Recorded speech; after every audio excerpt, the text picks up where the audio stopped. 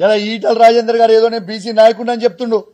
ఈటల రాజేందర్ గారు మీ సొంత అబ్బాయికి నాకు చెప్పడం ఇష్టం లేదు, కానీ ప్రజలు అనుకుంటున్న విషయం నీకు చెప్తా ఉన్నా. నీ కుటుంబ సభ్యులను ఏదో అనాలి, ఏదో దూషించాలని నా ఉద్దేశం కాదు. కానీ నువ్వు ఏ విధంగా మోసం చేస్తున్నావో, ప్రజలు ఏ విధంగా అనుకుంటున్నారో, ప్రజలు అనుకుంటున్న ముచ్చట నీకు చెప్పాలని చెప్తా ఉన్నా. నువ్వు నీ సొంత కొడుకు పేరు ముదిరాజ్ అని పెట్టుకోలే, నీ సొంత కొడుకు పేరు రెడ్డి అని పెట్టుకున్నావు. నీ బిడ్డ పేరు ముదిరాజ్ అని పెట్టుకోలే, నీ బిడ్డ పేరు రెడ్డి అని పెట్టుకున్నావు. నిన్నగాక మొన్న నీకు పుట్టిన మనవని పేరు కూడా ఆఖరికి రెడ్డి అని పెట్టుకున్నావు. ఇక నీకు బీసీల మీద హక్కేముంటుంది బ్రదర్? నేను ఛాలెంజ్ కడుతున్నా, ఈటల రాజేందర్ గారు సవాల్ విసురుతా ఉన్నా. కమలాపూర్ పట్టణం నుంచి ఆయన ముదిరాజు సోదరులు ఆయన ముదిరాజు చుట్టాలని ఇంటికి పిలిచి నువ్వు ఏనాడైనా నీ డైనింగ్ టేబుల్ మీద కూర్చోబెట్టి ఒక్కరోజన్నా భోజనం పెట్టినవా చెప్పు?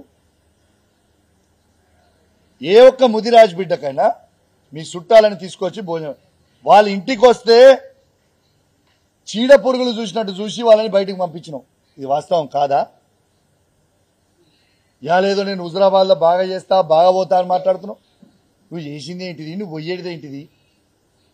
ఇక మధ్యలో మాట్లాడుతుండు, బండి సంజయ్ కౌశిక్ రెడ్డి కలిసి తిరిగిర్రు, నా మీద కుట్ర చేస్తురు. అరే పిచ్చోడా ఈటల రాజేందర్, బండి సంజయ్ ట్రాప్లో నువ్వు అడ్డావు, బండి సంజయ్ ట్రాప్లో కౌశిక్ రెడ్డి పడడరా బాబు, గుర్తుపెట్టుకో. బండి సంజయ్ ట్రాప్లో నువ్వు అడి ఆగమాగమైతున్నావు నువ్వు, నేను కాదు. అభివృద్ధి కార్యక్రమానికి నా నియోజకవర్గంలో ఎవరు వచ్చినా, బండి సంజయ్ వచ్చినా, రేవంత్ రెడ్డి వచ్చినా, శ్రీధర్ బాబు గారు వచ్చినా, పొన్నం ప్రభాకర్ గారు వచ్చినా, ఎవరు వచ్చినా నా నియోజకవర్గానికి ఖచ్చితంగా బాధ్యత కలిగా శాసనసభ్యునిగా బరాబర్ పోతాను నేను అభివృద్ధికి. నేను ప్రజలు ఎన్నుకుర్రీలా. నువ్వు ఏంటిదో మాట్లాడి నీ కడుపుల విషయం పెట్టుకొని నువ్వు మాట్లాడుతూ ఊకొమ్మే.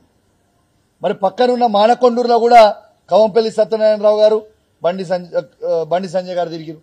మరి చొప్పదండిలో కూడా మేడిపల్లి సత్యం, బండి సంజయ్ గారు తిరిగిరు. ఇది రాజకీయం కాదు, అభివృద్ధి కార్యక్రమం కోసం తిరిగిన.